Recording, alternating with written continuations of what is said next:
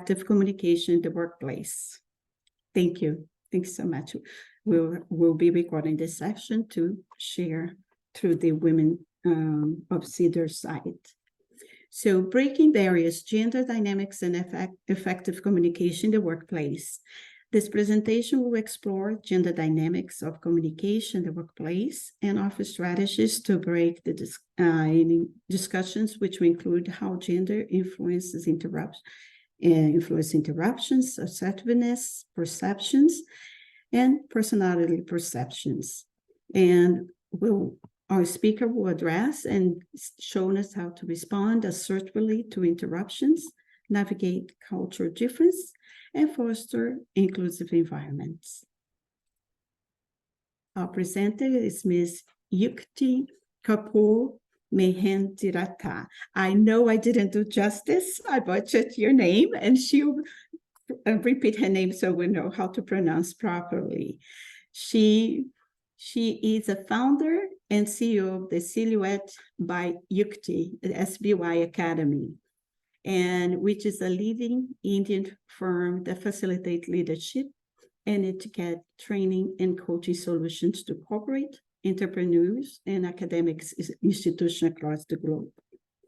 She is a mentor and an executive committee member of several prestigious institutions, playing a key role towards women empowerment and youth development as a future leader. As a former Glad Rag and Mrs. India, a runner-up, and former banker with Citi and Barclays, she has closely witnessed the gap between people's capability to perform and ability to lead. She has made it her mission to transform leaders, making every organization that she coaches a great place to work throughout her ventures through the SBY Academy.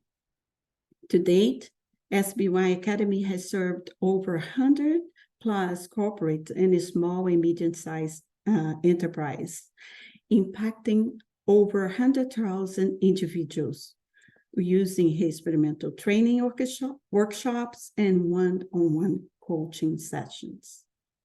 In addition, Yukti participates as a keynote speaker at various corporate, social, and entrepreneurial platforms such as TEDx and Rotary Clubs and World Women Leadership Congress, to name a few. She is the recipient of the 2023 Rashtriya Abhiman Puraskar.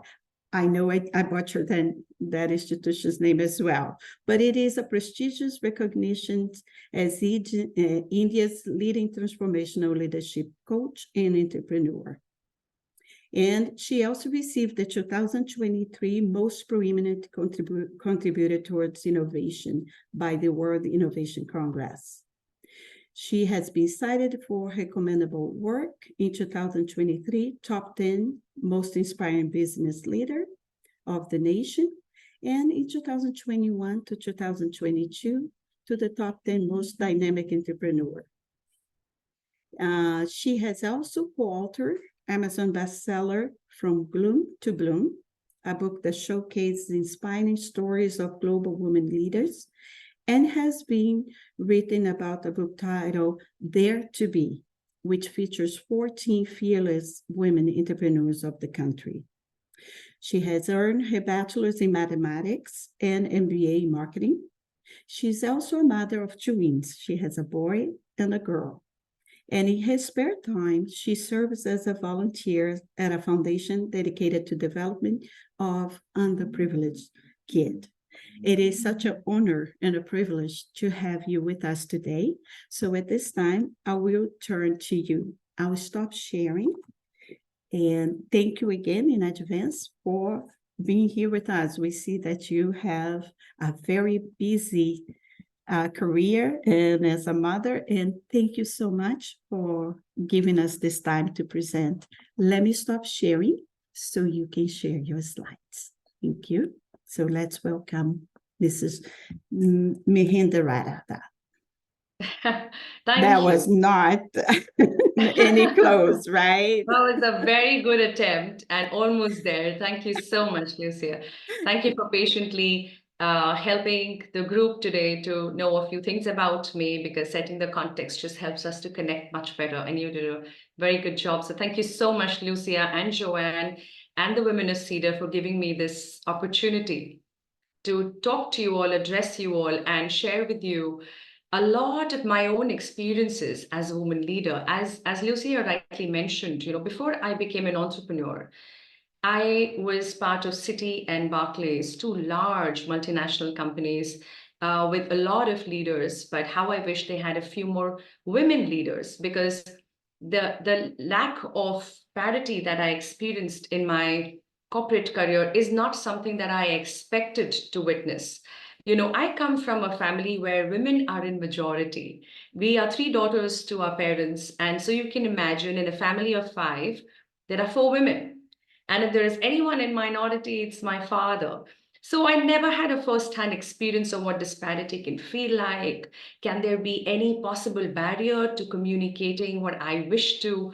Can there be anything stopping me if I put my mind to it? Can the environment help me decide what I will or will not say, can or cannot say? These are not the thoughts that I struggled with till such time I started having these first-hand experiences in my corporate career. And everything that you all have shared with such honesty in the comments has been my own experience as well. Whether it's about the fear of saying something wrong, or feeling underestimated, or wondering if I'm getting the perspective right, are people going to get me right, being interrupted time and again. In fact, I clearly remember once when I was in this particular meeting, where a lot of senior people were being invited, a part of me felt that I finally have a chance to be an equal, and share my thoughts on the strategy, the strategic discussion that were planned in the meeting. And as I put my hand up to share my views, for which I was very well prepared, right? I spent a lot of time understanding the agenda, maybe a lot more than anyone else in the room. And it wasn't the first time that I was the only woman in the room.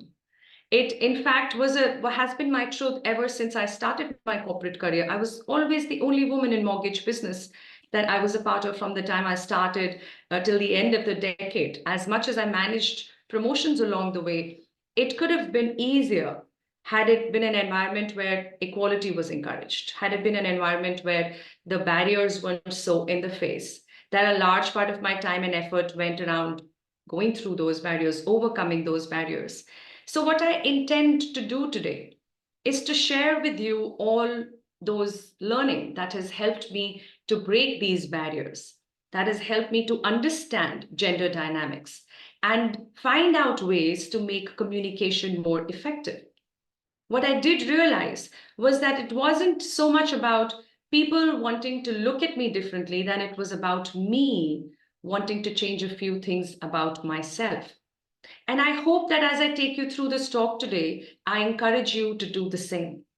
Because all that we can do to change our circumstances is to see what can we do differently to deal with those circumstances. The situation, the environment around might not change the way we want it to. But once we start bringing some changes within, we will start seeing the ripple effect outside of us. And that's a fact. That is what has worked for me. That is the only possibility for us to create the change that we want to see around us. For us to experience that equality, for us to be that comfortable, we need to find that comfortable within. We need to bring in the sense of equality within ourselves. And that might entail certain practices, certain strategies that we can bring into action. And that's what we will be discussing as the agenda of my talk. I want us to spend some time understanding the gender dynamics in communication, and then go through a few strategies that can be used to help us respond more assertively to interruptions, which many of you have shared in the comments as your number one challenge, and being over apologetic that we sometimes land up being. So again, encouraging you to put your thoughts around this question, which some of you have very beautifully already, that what is the biggest communication barrier that you have experienced? So in this meeting, to complete that story, when I put my hand up, for a long time, I genuinely felt that I was invisible because people on my right were getting the opportunity, people on my left got a chance to speak. I just didn't get the chance to speak till the fag end of the whole discussion. And when I did say what I wanted to, soon after the meeting, I was told by my boss that you shouldn't have said what you did, that it didn't make sense. Bounce it off with me every time before you say anything. Can you imagine what it would have done to my confidence? Only if I could have allowed that to impact me for a longer time, I would have never managed to achieve the success I did achieve in my corporate career. I had to go beyond many such comments, many such attempts to put me down, to snub me, to create this fear of not knowing what to say and when to say it. Because I knew that wasn't the fact. I knew that's not true. Maybe I need to learn something else, but this doesn't seem to be something that I need to learn. So what did I learn is what I want to present to you all through a mind map, because I consider it to be a very powerful tool to develop thoughts when we use a mind map. So as I take you through this mind map, I want you to create one for yourself so that by the end of this talk, I don't leave you with just an experience, but a very clear plan of action, which is going to help you overcome this challenge now and forever. Hoping that you will dive in with as much participation as we've started this session with. Let us look at a very fun activity that I want us all to do very honestly. So here are 4 sets of qualities. And I would encourage you to identify yourself with these qualities and make a note of it on a piece of paper if you're ready with one. Let's look at the first set, and in your notebook or on a piece of paper, could you please write down which all do you consider as your qualities? Is stability your quality? Is independence your quality? Do you think you're logical, focused, strength, assertiveness, being ambitious? Out of this set of 7 qualities from set A, how many qualities do you possess? Can we please have a number in the chat? Out of 6, how many? And if you want to mention the quality, absolutely go ahead and do that. And definitely ensure that you're making a note of it in your notebook, because we're going to do some real work together. So let's see how this is going to help us understand ourselves better, and in that way also help us to leverage on the strategies I'm about to share. Okay, so Kathy's got 5 out of these 7 qualities in her. Karen has all 7. Oh, fantastic. 4, 6, whatever it is. I mean, let's be as honest as we can, because until we know where we are, there is no way for us to get to where we want to be. Right. So thank you so much for your honest sharing. Fantastic. Thank you. Thank you, Daniel. Thank you. Thank you, everyone, for your response. This is set A. So let's mention that in your notebook, because we have 3 more sets to go. Let's look at set B. Now, as much as we have a few positive qualities, we also have a few negative qualities, if I can call them as negative. But let's do another round of honest assessment and see if a part of me believes I'm aggressive, or do I relate to being stubborn? Do I think I can be very mechanical sometimes? Do I find myself arrogant, maybe insensitive, maybe violent or power hungry? Can I relate to any of these qualities? Let's have a number again in the chat, or the qualities if you're comfortable sharing, maybe 2 of these 7, 3 of these 7. Fantastic. I'm really, really loving the honesty with which you're jumping in. This is your session, right? What I want for you is to go back with clear thoughts on what's going to change about the way you conduct yourself. And therefore, what will change is the experiences that you've had till date and the ones that you will create from here on. 1, 4, 2, fantastic. Okay, great. Thank you. Great going. Let's look at the third set now. Now, the third set of qualities are a different set. Again, maybe they look positive from a distance, positive and negative. We will look at it in a bit. But let's see how many of these are you able to connect with? How many of these do you identify with? Do you think patience is your quality? Empathy, openness, supportiveness, adaptability, intuition, creativity? How many of these 7 do you think you possess? 1, 2, 3, 4, 5. Okay, 5 of these, 5, 6, 4. Thank you. Thank you so much for your response. 7, all 7. Kelly says 4. Okay. Naomi says 4. Fantastic. Thank you. Thank you so much for your response. Tara says 5. All right. Let's look at the last set, set D. Are you able to identify with any one of these? Overly sentimental, needy, dependent, unfocused, irrational, weak, manipulative. Let's see which one or a few of these are you able to identify with. 3, 1, 4, fantastic. 5, thank you, thank you. 4, 1, 2, 2, fantastic. 1, thank you. Thank you so much. Thank you so much for your response. All right, now let's do one last bit. The last part of this exercise is to quickly add the number of qualities from set A and B, A plus B. So out of these 7, if you identified with 4, and in set B you identified with 5, you have a total of 9 for these 14, right? So what is A plus B for you? What does that add up to? Let's have that number in the chat, please. 9 for Rachna.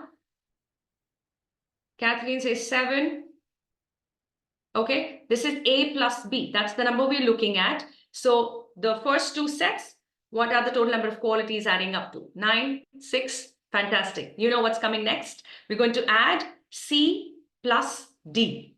So the qualities you identified within set C and set D, if you add that, what is the number you get? What is the number you get? Let's have that in chat, please. 7, 6, okay. 9, 7. Fantastic. Fantastic. Thank you so much for your response. All right, now let's decode this. What does this mean? What are these set of qualities indicating? And what is it telling me about myself, about me, the person, the individual?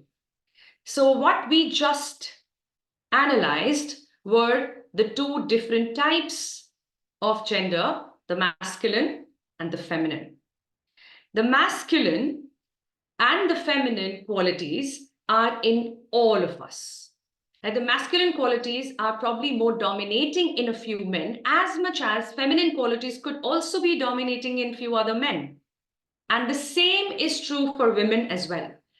Some of us as women have more overpowering masculine qualities than feminine qualities.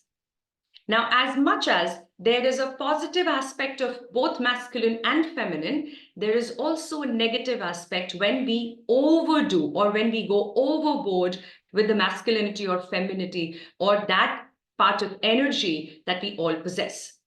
So let me say this again. We all have masculine and feminine energy. What we need to attain is the balance. Before we get the balance right and learn how to get there, let's see what the status quo is. Where are we? Where do we stand? Which is my dominating energy? Am I more masculine in terms of masculine energy, or do I have more overpowering feminine energy? So set A and B are indicative of masculine energy. The 7 positive qualities of masculine energy are stability, ambition, focus, etc. And there are also a few hyper-masculine qualities that we could identify with, which could be the negative side of masculine energy. So set A plus set B gives you a number for how powerful or empowering or overwhelming the masculine energy is for you. The feminine is a summation of your set C and D qualities. So positive feminine qualities is set C and hyper feminine qualities is set D. So if A plus B is more than C plus D, then you have more masculine energy, you have more overpowering masculine energy than feminine. And if C plus D is higher than A plus B, then you have more feminine energy. Now, can we please have your evaluation in the comments? Is it more masculine for you or more feminine for you? And then we will talk about how to get the balance right, because leadership power lies in the balance between masculine and feminine. And these are just 7 qualities. By the way, there are many. I could add 10 more to each one of these sets. But this is just an indication and might not be as conclusive, but it will give you a little bit of an understanding on which is my more dominating energy set, right? Is it more masculine or more feminine? Okay, so for some of us, it's feminine, slightly more masculine, right? Slightly more masculine for a few. Maybe a balance in this exercise. Like I said, we need to go way beyond 7 to really get to an analysis here, but it'll give you a fair idea of which one is more powerful, overpowering than the other. So many of us seem to have more feminine energy. Some of us also have masculine. Does not make us any less of a woman, right? Or does not make a man any less of a man if they have more feminine energy. Both help us to bring out the real power we need to and are expected to bring out as leaders. But that power is at its best when we learn how to use both masculine and feminine energy as and where required. We can be ambitious and sensitive at the same time, as much as we could be power hungry and maybe even manipulative. You're understanding here? So there is an absolute possibility to be strong and sensitive at the same time. And one is a masculine energy and the other is feminine energy.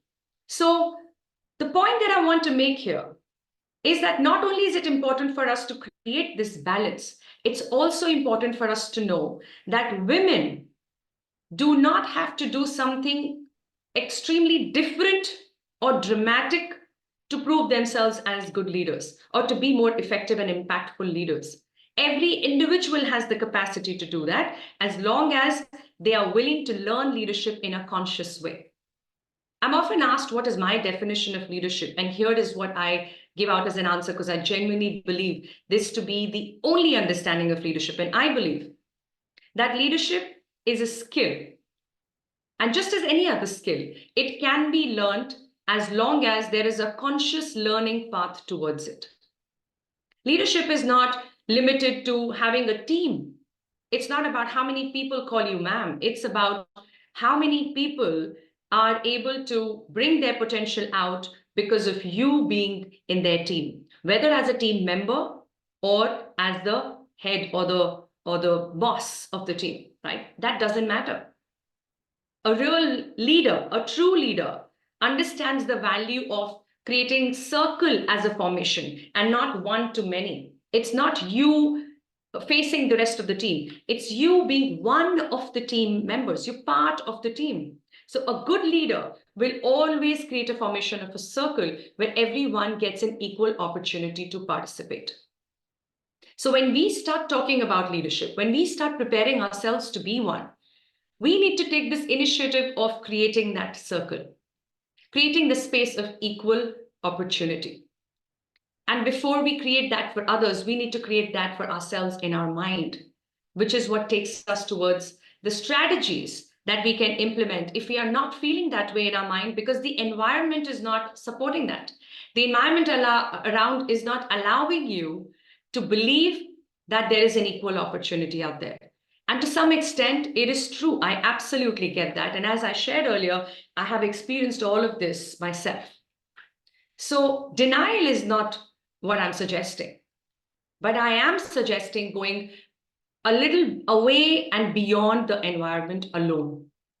I am suggesting exploring the inner internal environment first. Can I change something at a mindset level?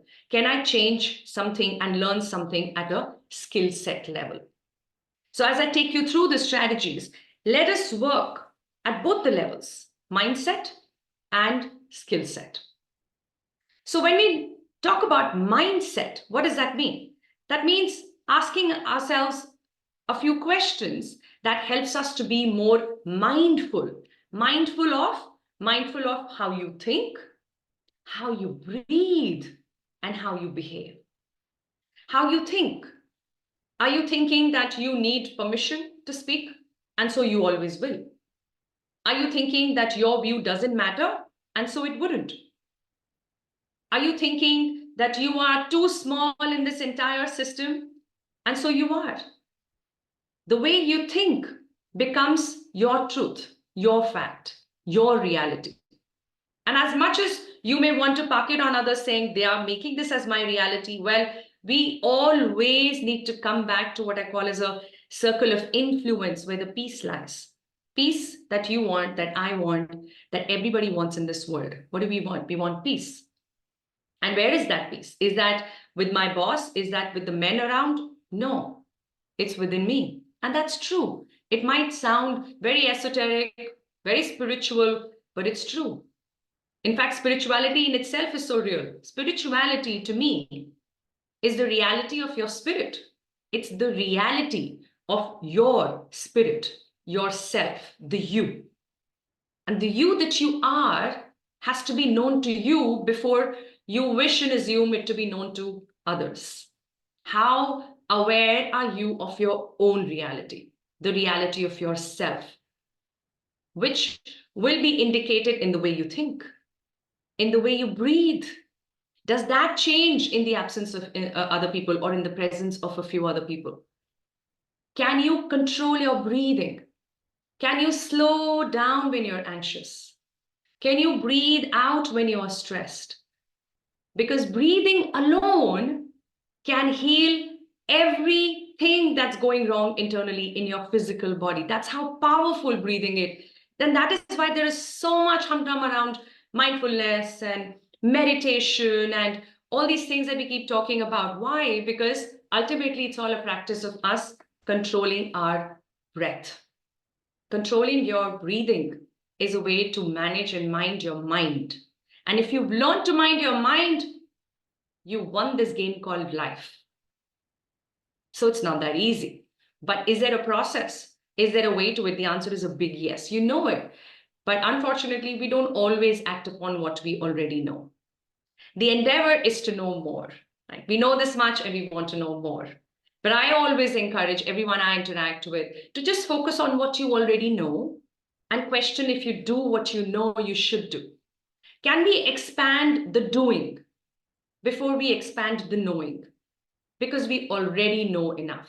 All the how-to videos that go viral on YouTube are a clear indicator of how hungry we are to just keep learning more and more and more and more. But you know what's funny? If you look at these how-to videos and just see the topic, and imagine if somebody is asking you to make a video on that topic, you will come up with mind-blowing content of your own. Why? Because you know about it enough already. The question now is, how much are you doing of what you know? Are you aware of what you're thinking? Are you aware of whether that is serving you or not? Are you feeling smaller than others intend to make you feel? Or maybe they have no such intention, but it's just here in my mind. I just think that there is some conspiracy. Maybe there isn't, maybe there is, but maybe there isn't. And when we learn to breathe, we're able to bring our mind, our intellect, our intelligence to use in the real sense, because that's when you are more in the present moment. When you can keep a check on your heart rate and know my heart rate is not going off the roof. I'm not sweating, perspiring. I'm not giving out any sign of anxiety or stress at a physical level. Do we have that connection with our body? Because if you don't have that connection with your own body, then how can we ever assume that anything around us will add comfort to us? If you've not learned how to do what we can do in what lies within this circle of influence, things that are within your control are things that are in this circle of influence. Anything outside of this is in the circle of concern. You can be concerned about it, but you can't do anything about it. For example, I can think what I'm thinking. I can change what I think. But I have very limited or no control over what you are thinking right now. I don't know. It's in my concern. I'm concerned about it, but I can't change it. I can't do anything about it. What can I do? I can be more mindful of what I'm saying. I can be more mindful of what I am thinking, what I am feeling. And the more you bring yourself back into the circle of influence, the closer you are to peace and eternal happiness. So anytime you feel like you're all over the place, just ask yourself a simple question. Am I within my circle of influence? If not, then how can I get back into my circle of influence? Because that's where your peace lies. How you behave is an awareness that you must establish, that you must create, how you behave in different situations. And that's when the skill set comes in handy. When we are aware and accepting of who we are and how we do what we do is when improvement is possible. Awareness is the first step towards improvement. Without being aware, improvement is impossible. So now that we are aware, or we know how important it is to be aware of our actions, let us see what skills can we add, what strategies can we add to being more assertive. So before we go any further into understanding assertiveness, bringing in more assertiveness in the way we conduct ourselves, let's take a moment and see what assertiveness truly means and why is it so important. So this is what is called as an assertiveness triangle. If you look at it closely, you will see that the three corners of this triangle are assertive, passive, and aggressive. Let's understand this triangle using an example. So there are two people talking, right? And one is the boss, the line manager. Let's call him John. And John is talking to Jessie, who is reporting into John. So Jessie is a junior executive, and she's sitting in this discussion with John. Now, as Jessie tries to share her thoughts, her views, John suppresses her by saying, you know what, your ideas have not worked in the past. Please don't bother sharing your thoughts. It doesn't matter. It didn't work yesterday. It's not going to work today. He's reminding you of some mistake that you made in the past. You accepted that mistake even back then. That's what Jessie did. She apologized at that point. She accepted that she made a mistake. But John would not let her forget that. So every time she wants to play up her game, level up her game, she's not given the opportunity because John will again remind her that, hello, remember what you did? Please don't bother. Now, what will be a passive response to this? Passive would be when Jessie says nothing. She's being snubbed and she allows that to happen again by saying nothing. That's passive. What is aggressive? Aggressive is that she immediately retaliates saying, John, enough of what you've been saying. And I'm not okay with that. And that could be an absolute confrontation, which could have its consequences or not, but that definitely is an aggressive way to deal with the situation. So what is assertive? Assertive is to take a little pause in this situation, bring a gentle smile and say, John, I see where you're coming from. And I can't blame you for thinking that I might not make sense again because I didn't back then. But it'll be great if I could get an opportunity to share, given that I'm consciously learning and upgrading myself. So could I put my point of view across? Would you be willing to listen? This is assertive. When we are assertive, we create area of choice. When we are more passive or aggressive, we are in the area of no choice. So if we are passive, we are giving no choice to ourselves. If we are aggressive, we are giving no choice to other people. It's my way or the highway.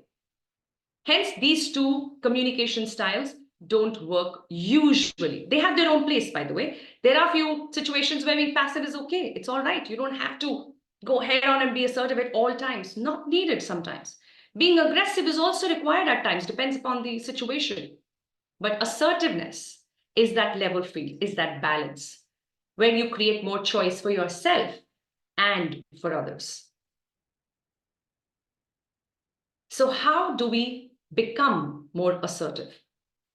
If that's what you would like to know, then give me a bring it on BIO in the comments, just to be sure that you all hear as much as I feel your presence. Give me a BIO in the comments, please.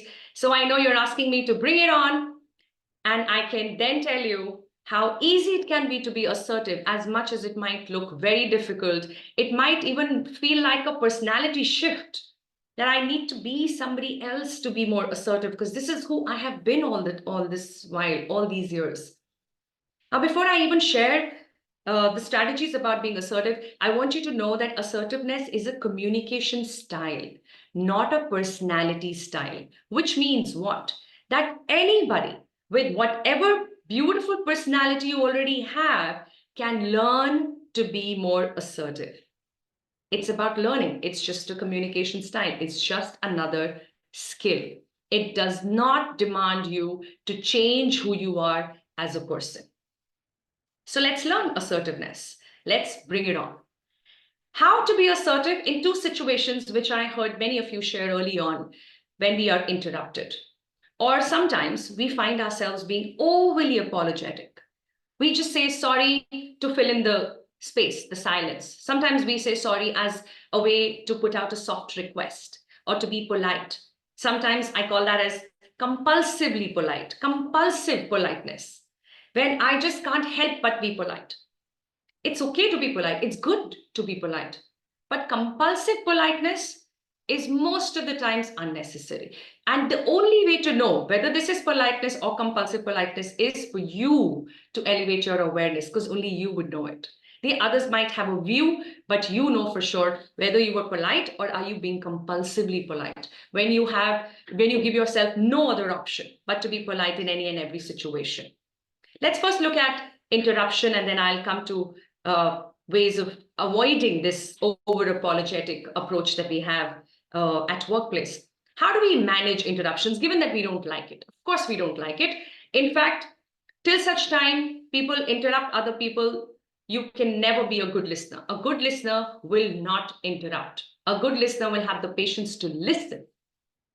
Not interrupting is a very, very important part of being an active listener. And listening is a very big part of effective communication. Communication is 30% of what you say and 70% of your ability to just listen. That's how important listening is. And listening is not possible if you have not learned how to avoid interrupting people. That's how critical it is to learn to listen without interrupting. But when you are being interrupted, how do you deal with that situation? I want to share with you 3 ways to do that. There are 3 ways to do that. You can choose any one or all 3. The first is to set the rules right at the beginning of a meeting.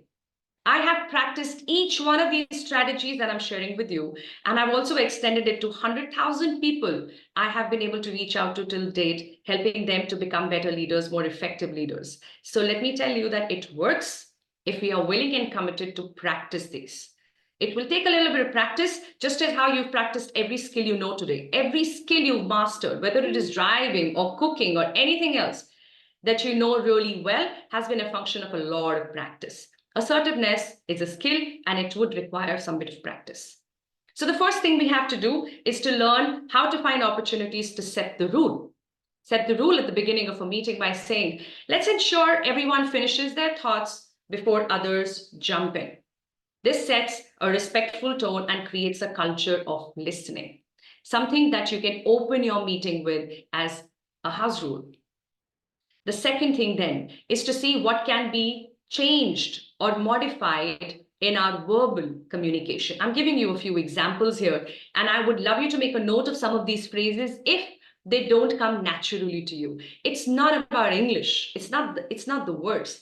It is the choice of words in that particular situation that needs practice. So if these phrases don't come naturally to you, I would encourage you to make a note of it so that in your practice, in your mind, in your own space, you keep bringing it in, and when the situation arises, you will be able to come up with it very naturally, very authentically. So here are a few examples. You're being interrupted and you could say, I'd like to finish my point before we move on. And it's absolutely okay to say that with a little calm smile on your face. I'd like to finish my point before we move on. Please hold that thought. I'll address it as soon as I complete this point. I appreciate your input and I'm eager to hear it, but let me just finish up here. As I was saying before, when do you say this last statement? Very interesting. You saying something, somebody else is just taken off, either repeating what you have already said to take credit, as somebody was sharing in the comments, or is saying something which is an absolute tangent on your discussion. Let them finish. Take a strategic pause after they're done, because they will be done at one point. Take a strategic pause and then say, as I was saying before, and come back to your point. Even if this person has taken the discussion to another topic, you will come back to your topic using this phrase. Try it out to see what happens. Try it out to see the experience that you can create by just choosing the right words to be used at the right time, the right situation. The third way is to also bring to use non-verbal communication, which is your body language. Very powerful. Non-verbal communication is 55% of your overall communication effectiveness. That powerful, that powerful. So what are the elements that we need to look at? Be very mindful of. Are we maintaining good eye contact? The more you maintain eye contact, the more confident you appear. Even if you don't feel confident, you appear confident. And that's what matters. Sitting straight, standing straight, spine straight, opening up a bit, your body language, your entire body language. The more you expand, the more confident you appear. The more you contract, the less confident you will be. Even if you know this, I would like you to question if you do this. Are you able to expand yourself, especially in meetings where you're feeling underconfident? The way you sit, the way you stand, let's start noticing that and see what subtle changes you would like to bring to your body language. And lastly, gestures. Use gestures that indicate you are not finished talking. You're still talking. So if somebody says something, just say, just a minute, if I could complete what I'm saying. That is when your gestures become powerful, more powerful than your words. Your words are still polite, but assertive.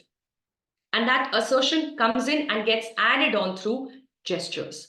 So let's start practicing the non-verbal as much as we need to practice the verbal communication using some of the phrases I've shared with you. These strategies are very, very practical ways for us to manage interruptions that are happening time and again and keep putting us into this shell that takes forever to break out of, isn't it? It takes a lot of effort to break out of the shell and put my hand up again and say, hey, you know what? I want to try again. And then somebody interrupts and puts me back in there. Now that I know how to stay out of the shell, I am breaking the shell forever. That's what I want you to tell yourself. Just break the shell. There's no question of going back into it. It just doesn't exist anymore. There is no shell to go back to because you don't need one. You're absolutely ready to make sure that your voice is heard. And therefore, no need to be over-apologetic. Even if you think that you've done something wrong, it's not important to be over-apologetic just because we want to maintain the stance of being polite. So what are the 3 ways that can help us to stop being over-apologetic and bringing in more assertiveness? Number 1, recognize unnecessary apologies when it is not needed.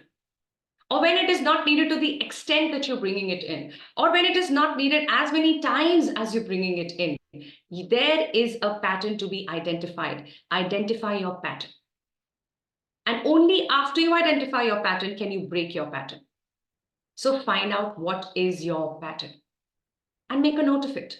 And do it with fun. I always say and encourage people to indulge in self-improvement with a lot of self-love, because putting a gun on your head is not the way to improve yourself on anything. Even if it's lack of discipline, this is not the way to bring discipline in. This is the way. Loving yourself for trying, loving yourself for doing something different, loving yourself for being a better person. That's so worthy of love, isn't it? So let's do this with love. Identify your patterns with love and then see what you need to break. What do you need to change in that pattern? The second is to reframe apologies into gratitude. Let me give you a few examples. Instead of saying, sorry to bother you, another sorry that has become a normal language. It's not as if you're sorry. You're just saying sorry. Sorry to bother you. You could change that to thank you for your time. Sorry for asking could be changed to I appreciate your insights on this. Right? So sorry for asking, but could you explain what you just said? Let's change that to I appreciate your insight on this. If you could please elaborate. There is no need for sorry. Sorry to bother you. No, thank you for your time. Thank you for being here. Thank you for helping me. Let's change apology into gratitude. And the last point for today is to use assertive language even in these situations, in patterns where we'll end up being over apologetic. A few examples again. I just think could be changed to I believe. I just think that this project can be given 2 more days instead of such a tight timeline. Could be changed to, I believe this project requires 2 additional days, and that will be a reasonable timeline. That is assertive language. Another example. Sorry, but could we possibly do it differently? Could we possibly look at another way of solving the situation? Can be changed to, let's consider another way of solving the situation. Let's consider another approach that can be useful. Let's consider another point of discussion. Do you see the difference here? Do you see the position from which you come when you say sorry when not required, and how you replace that with a little more assertive language, and that totally changes the position you create for yourself in the room. A quick recap before I conclude. We talked about different traits that we all have, a set of masculine and feminine in all of us.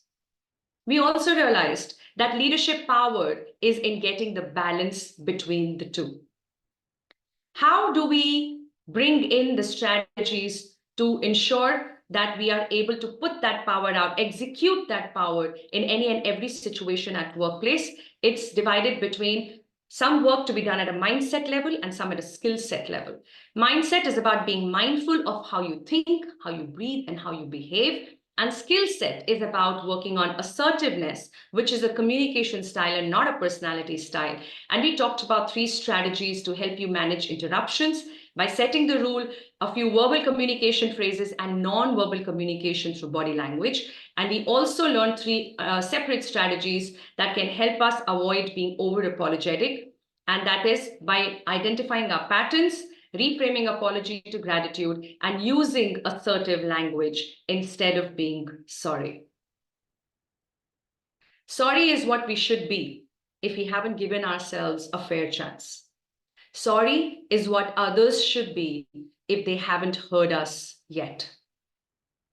Let us drop the need to be sorry. Let us embrace apology as a way to be graceful, as a way to be humble when and where required, and if and when required. I hope you found a few strategies to regain your power. And I hope I've been able to remind you of the fact that the power is not something anyone can give it to us.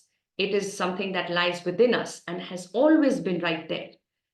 All that it takes is for us to find the access back to the reality of your spirit, access back to your spirituality, to the power of your leadership. More power to you all. Thank you so much for your patient listening, and I'm absolutely open to any questions that you may have. Thank you so much. And we're open to questions. I am applauding here because you gave us such great tools. So we just have about 5 minutes, but we're open for questions. I see one on the chat, and let me read as I go.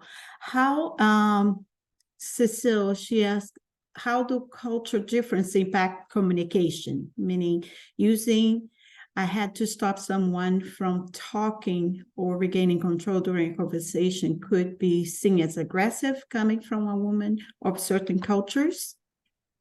And that's using a hand. Sorry for the typo.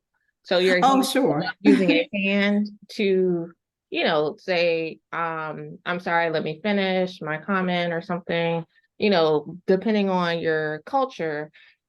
some people may look at that as you being aggressive because there's a stereotype associated with, certain cultures.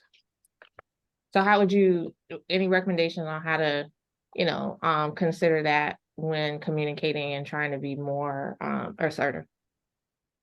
Thank you for that question, Cicely. I think it's a very relevant question, especially for this forum, and I was hoping that someone raises this concern. So thanks for the opportunity to elaborate a bit on this. Let's look at it with a twofold strategy. The first part of it is to understand that we are not obliged to conform to any stereotype, right? Even within our own culture, there is stereotype.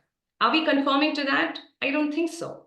So what creates the obligation for us to do that in a multicultural environment? So stereotype is an individual's problem and limitation that they need to overcome, and they will soon face the consequences if they're not able to work in that direction. Having said that, what we can bring into practice as a way of speaking and connecting with people is what we call as verbal softeners. Now, verbal softeners are where you bring in a few polite words to open a statement when you are either interrupting or have a different point of view or a disagreement that you need to bring to the table. So a few examples here. You could say, it's a great point that you just made. However, I was wondering if it can be looked in a different perspective or in a different way. Or you could say, that's a very strong point you shared, and an interesting insight that opens up with your point. But I was hoping that we are able to also bring in another perspective that was discussed a while back, or another perspective from my own experience. So what we are doing here is acknowledging whatever is the point of view being presented to us and adding to it our own agreement or disagreement. Now, if beyond this, someone chooses to take that as offense only because a woman dares to put her hand up and share her point of view, let me tell you, it's not on you. It's on the person. And it is very unlikely for this to go against you in a room full of reasonable people, because it is unreasonable for anyone to take this to a level where it could harm you just because you decided to put your hand up and speak, as long as you're conscious of using verbal softeners so that it doesn't create any offensive experience for anybody. I hope I've been able to answer your question. Yeah, thank you. I was referring more so to the example you used where you kind of, put your hand up and say, and did the example when someone interrupted you while you were talking, and then you kind of put your hand up and said, excuse me, I would like to finish my point or something like that. So that's what I was referring to, but thank you for that. I think your response about verbal softeners still kind of answers that question for me as well. So thank you. Super. Thank you. Thank you, Cicely, again for the question. And if I could just add a quick point here. Sometimes we play to our defense. We get defensive. And when we're getting defensive, it's an indicator of the fact that somebody is offending me. Only then will I feel the need to defend myself. Right? So if you are immediately feeling bad about being interrupted, it could also be because you're feeling defensive. Now you want to stand up for yourself. It's a very comforting assumption to make, especially at workplace, that nobody intends to offend anybody, even though that might not always be true. I'm saying it's a very comforting assumption because that assumption allows you to go beyond defense. Let's just think about what I'm presenting here as a perspective. Right? If you're not feeling under attack, you will not feel the need to defend your position. There is nothing to defend. You're only presenting your position. And there's so much lightness to that as against defending my position. I gotta tell people I matter, I'm important, I'm in the room, listen to me, man. This is defensive. But if I just present myself, I'm just putting myself out there, knowing that, hey, you know what, I'm not under attack, no one's offending me. Maybe this person has a viewpoint. Maybe this person is just impatient as the person who he is. And so I'm going to put my hand up and say, if I could just finish what I'm saying, I would love to hear your point of view. And if I can say that, I am definitely not defending myself. And that confirms that I'm not getting offended, because it's not so easy to offend me, right? That's the power I hold as a leader. Thank you. Thank you. We are at the top of the hour, and apologize we passed them a minute, but we would be delighted to have you back and share with us some of those tools. Thank you so much, and thank all of you for attending. And we are looking forward to see you in our next presentation. Thank you. It will be an honor. Thank you so much once again for your patient listening and amazing participation. I absolutely enjoyed. Thanks so much. God bless you all. Thank you, Yukti. Thank you, everyone. We'll share the recording soon. Thank you. Thank you, Lucia. Bye.